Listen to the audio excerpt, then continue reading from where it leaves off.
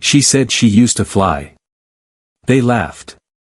They dismissed her as just a mechanic, a pretty face covered in grease. Who would believe someone like her could have a past beyond a small auto shop in the quiet town? But when the base lost contact with a rescue helicopter, and every second counted, she didn't hesitate. She walked into the hangar, climbed into a helicopter no one else would touch, and vanished into the storm.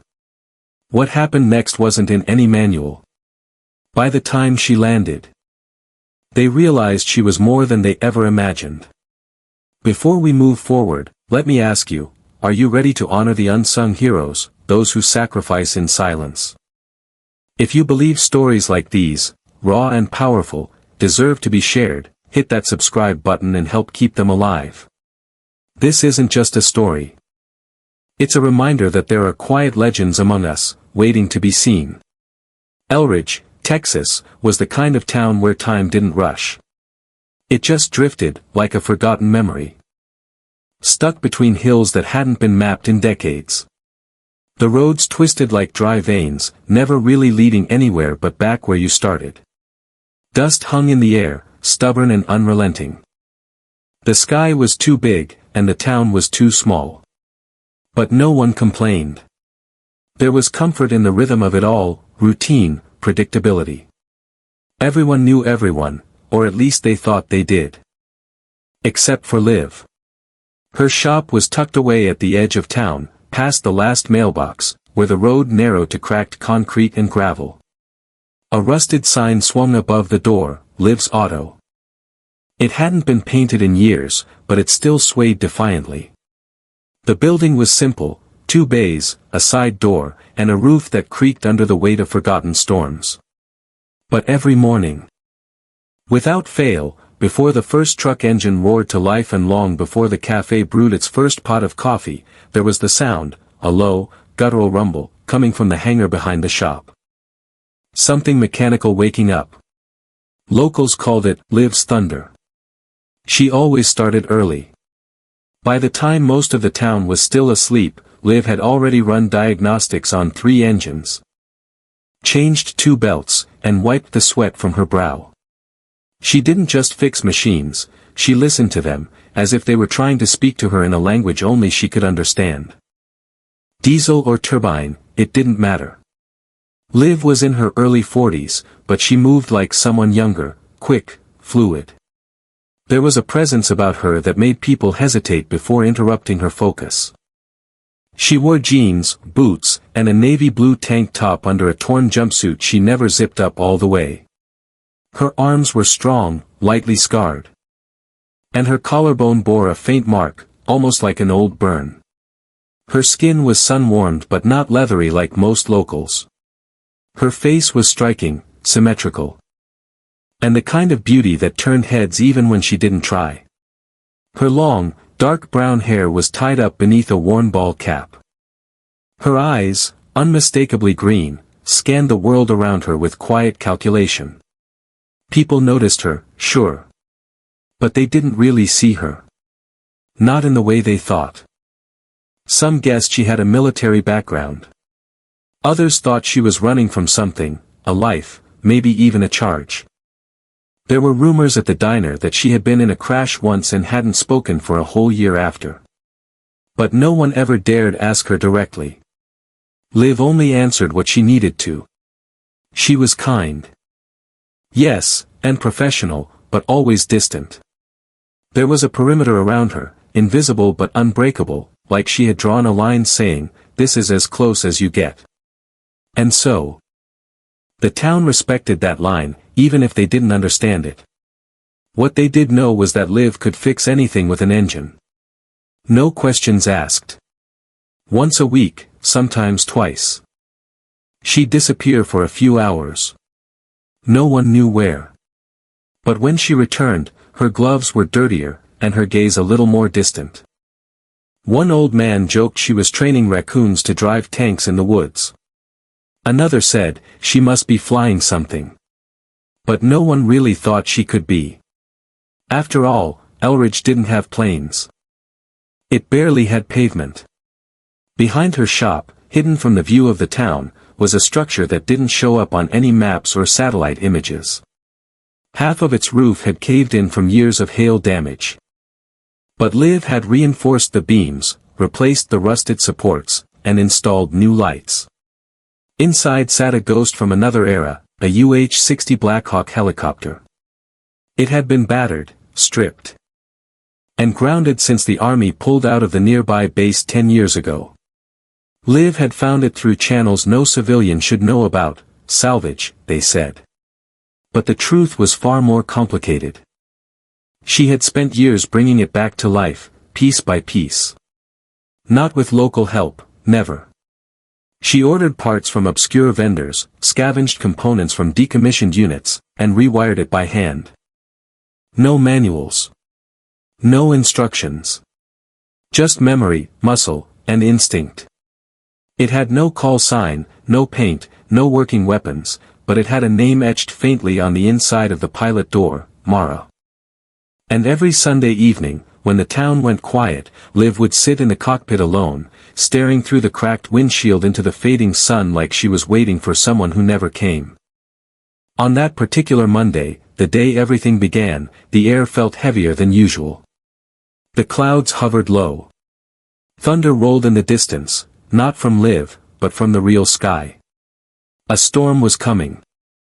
Storm warnings had been issued for 3 counties over, but Elridge didn't take them seriously. Storms came and went here. They always did. Liv was underneath the Blackhawk, half covered in grease. When she heard the trucks. They weren't local trucks. These had military-grade suspension, heavier engines. The kind of trucks that didn't belong in a town like Elridge. She stood slowly, wiped her hands, and stepped outside just as 3 black SUVs rolled up the gravel path. No plates. No markings. 6 men stepped out, fit, quiet, armed, and in the center, a young officer. His uniform crisp, his eyes scanning the area like he didn't expect to find anything interesting. They didn't introduce themselves. They just looked at the helicopter, then at her. "You live?" She didn't answer. She just met his gaze, unmoved. He smiled, like he was used to being underestimated. "We heard you've got a bird that can still fly." Liv looked at the sky. And for the first time in years, she lied. "No," she said. "You heard wrong." But deep inside the hangar, Mara was ready. The fuel lines were full. The systems had passed a self-check the night before, and above her workbench, hidden under a canvas tarp, hung her flight suit, immaculate, still waiting. The officer didn't believe her. Liv saw it in his smirk, the slight lift of his eyebrow, the way his gaze drifted past her shoulder toward the hangar like he already knew what was inside. He didn't press. He didn't have to. He simply nodded to one of the men behind him, who approached the perimeter with a handheld scanner and swept it across the structure's exterior. It pinged, not once, but 3 times. The man looked back at the officer and nodded subtly. Liv didn't flinch. She simply stepped in front of the hangar door and crossed her arms. "You're trespassing," she said, her voice calm, low, firm. "This is private property." The officer took a slow step forward, his boots crunching on the gravel. "And I'm authorized under Federal Statute 10-214 to inspect any facility suspected of housing unauthorized military assets." She didn't move. "You don't have a warrant." He smiled again. That same condescending smile. "We're not here to cause trouble, just a formality really." "Nice setup you've got here." "Blackhawk, isn't it?" "Old model, but someone's taken good care of it." Silence stretched between them. Her eyes locked with his. She knew this type, young, bureaucratic, efficient. The kind of man who had never seen a war zone but wore the right insignia and believed his clipboard gave him authority over people like her, people who had bled, lost, and buried parts of themselves in places no one cared to name. "Leave," she said, still calm. "Now." His expression barely shifted, but his tone became colder. You see, we've been tracking certain individuals. Former operatives who've gone off-grid, living quietly, keeping to themselves, people with skills that don't match their current lifestyle. He took another step forward. People like you. She didn't answer. He continued, you disappeared 10 years ago. No forwarding address, no digital trail, no discharge papers. Your file just ends. Still, Liv didn't say a word. We know who you are. Liv Hallberg, former unit, ghosted from every logbook. Flight certifications that never existed. Operations that never happened. Call sign Valkyrie. The name hit her like a gunshot. The officer smiled. There it is. That look. That's what I was waiting for. Behind her, the hangar lights flickered once, automatic sensors reacting to the tension. He leaned in. We're not here to arrest you. We're here to ask for your help. Liv didn't flinch. She had heard this before. This wasn't a request. It was a demand dressed as a polite question. She had lived it. No, she said firmly. You haven't heard what we're asking. She stepped forward. Didn't need to. He frowned. There's a SEAL team pinned down in Guatemala. Extraction was scheduled, but their pilot bailed last minute. He wasn't qualified for high-wind evac under low-altitude threat zones. No one else on the roster fits the parameters. Not with your background. Not with your experience. You've got 1,000 pilots. Not like you. She looked past him at the distant storm. Send someone else. He stepped closer. His tone more desperate. You flew combat missions in blackout zones, with no radar, no uplink, under heavy fire. You flew in and out of canyons so narrow most pilots wouldn't risk a drone. The team down there, one of them's carrying sensitive intel. If that gets intercepted. I said no. Silence again. He exhaled, then dropped something into the dirt between them. A laminated, weather-worn photo. A group shot of the trapped SEAL unit. 6 men, laughing, dust on their faces. One of them stood just a little taller than the rest, his mouth half open, mid-joke. His name is Jensen, the officer said quietly. Your godson, if I'm not mistaken. Liv blinked slowly. Once they knew, they always knew too much.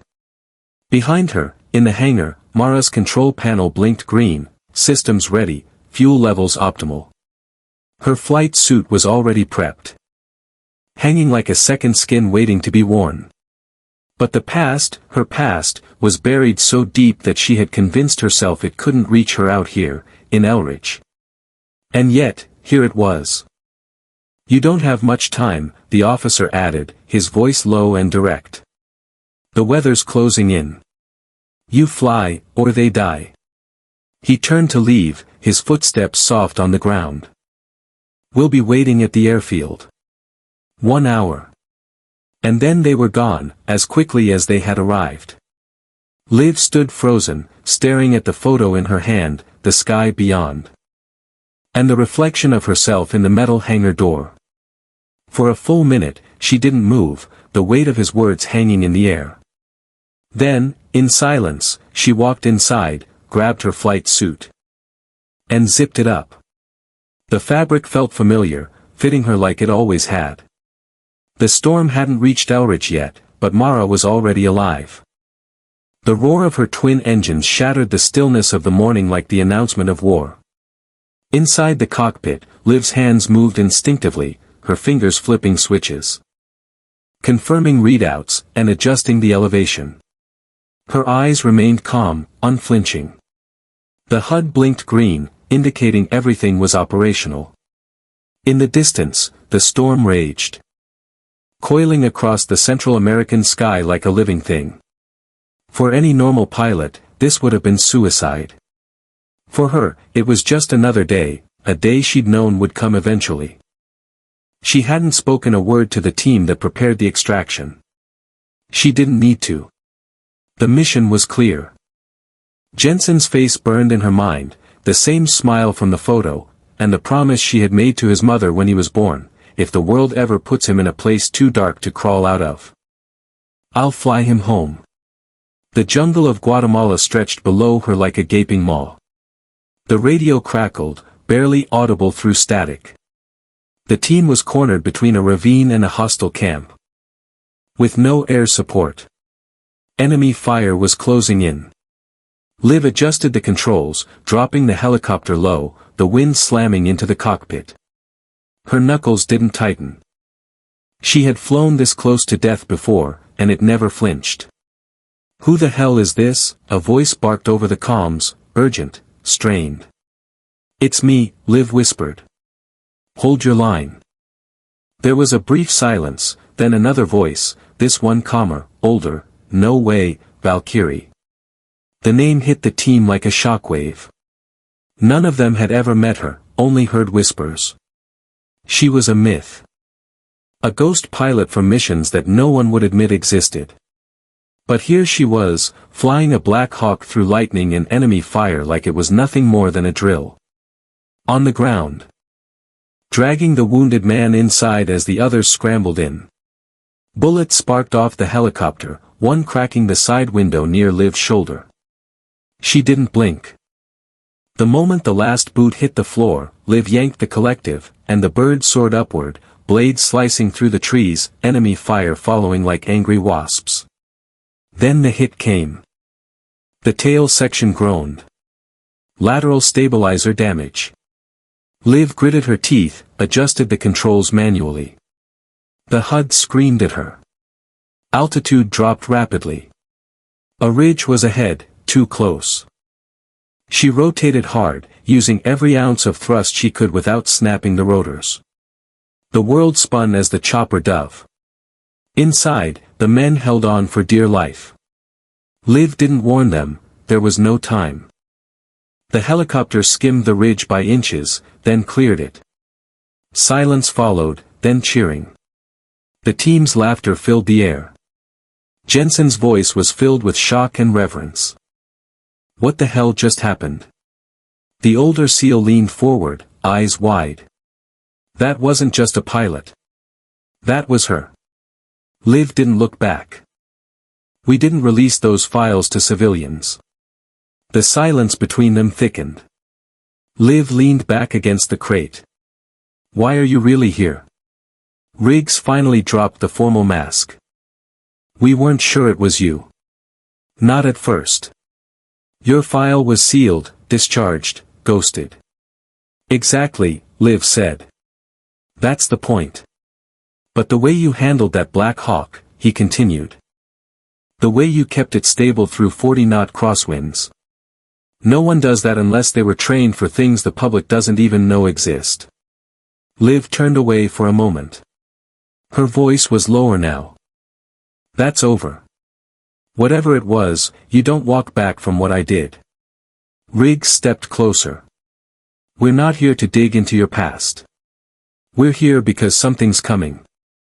And the way things are shaping up, we don't need another recruit.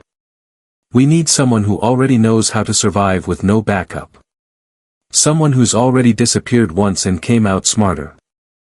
She faced him again, arms crossed, eyes sharp. And you think I'm just going to say yes because you showed up with pretty trucks and classified files? No, he replied. We think you'll say yes because the mission involves the kind of evac only a ghost could fly. And we've seen what you're hiding in this hangar. She said nothing. But something shifted in her posture. The SEAL team knew. Not everything, but enough to know the woman in front of them wasn't just a mechanic. She was a pilot from a program that technically never existed, who once vanished from the grid because she broke rules even the agency wouldn't admit they had.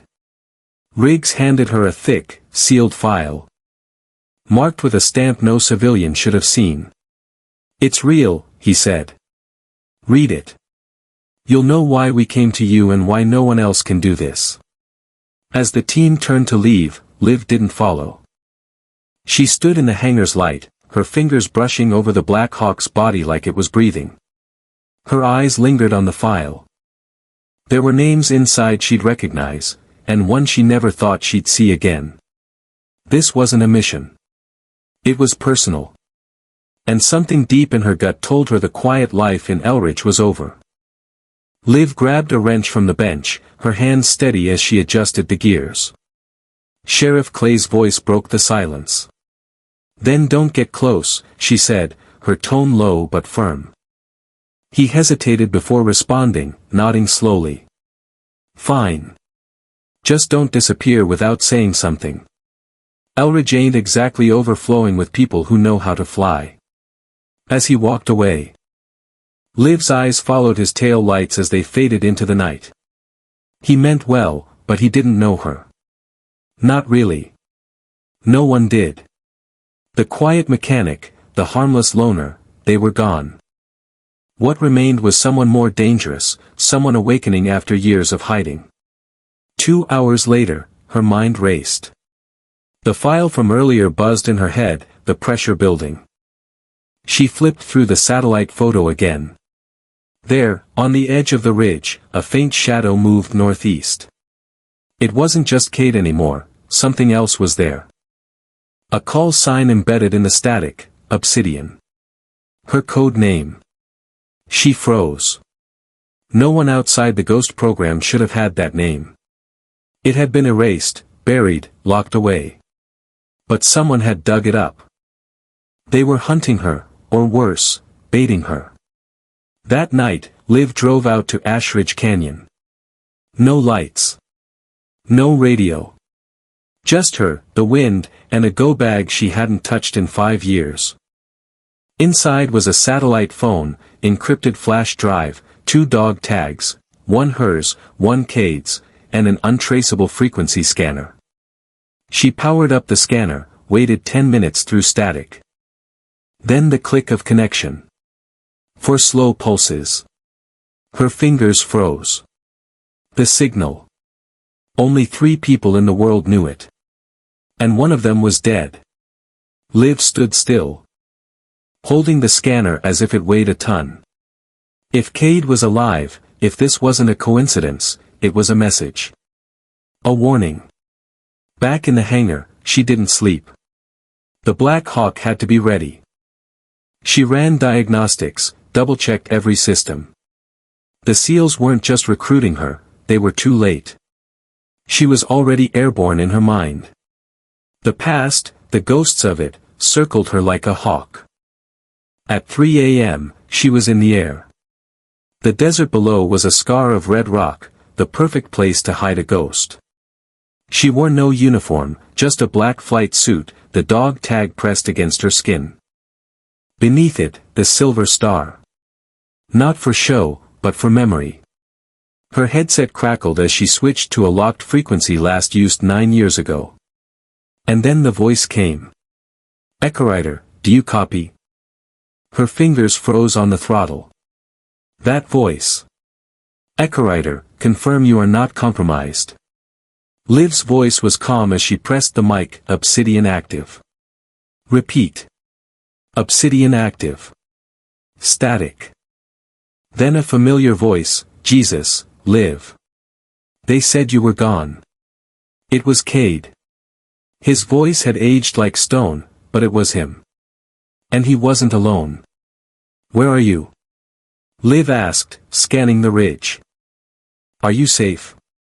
"I've got 2 civilians. One's injured." "Coordinates coming now." The Black Hawk system chirped, overlaying coordinates. Liv didn't hesitate. She banked left. Roaring through the canyon, dust swirling behind her. On the cliff edge, 3 figures appeared under her night vision. 2 standing, 1 crouched. Gunfire. Too close. Liv killed the lights and dropped the helicopter to 30 feet, opening the bay ramp manually. She could see Cade now, holding a boy against his chest, blood staining the ground. Another figure returned fire with a rusty M4. Liv didn't hesitate. The Black Hawk skidded into hover, rotors slicing through smoke. She pulled the sidearm from her boot, fired twice. Clean, precise. The enemy fell silent. "Get in," she yelled. They moved fast, first the injured boy, then the woman, and finally Cade, limping, barely able to keep up. As he reached the ramp, gunfire struck the fuselage. Liv didn't flinch. She throttled up, yanked the bird into the sky, climbing rapidly. The canyon swallowed the enemy. Below, more figures emerged from the brush, but it was too late. Inside the cabin, Cade collapsed against the wall, breathing hard, as if he'd just come back from the dead. Liv sat beside him. They didn't speak for a while. Finally, he looked at her. "I thought they'd buried you." She stared ahead. "They tried." Cade handed her a small, worn-out drive. "They want this. It's everything. All of it. Obsidian. Echo Ridge. The Black Ops. Proof they sold us out." Liv's fingers pressed the encrypted seal. "Why now?" "Because you're the only one they didn't break." They flew in silence, heading east toward a safe house Liv hadn't spoken of in years. Cade, exhausted, his eyes closed, and the woman cradling the boy in her arms. By dawn, and the civilians were huddled nearby. "I didn't come back for you," she said, handing the drive to Cade. "You give it to the press. Full disclosure." She turned back to Thorn. "I'm not going with them." Thorn shouted after her as she walked toward the Black Hawk. "You won't make it far. They'll come for you." Liv paused at the door, her silhouette framed by the rising sun. She turned halfway, eyes cold. "Let them." She lifted off, alone but not broken. Because some ghosts don't vanish, they fly. If this story hit you like it hit me, let me know in the comments. What was the moment that struck you the most? And if you believe stories like this need to be told, hit that subscribe button. It helps the channel grow, and I truly appreciate your support. See you in the next story.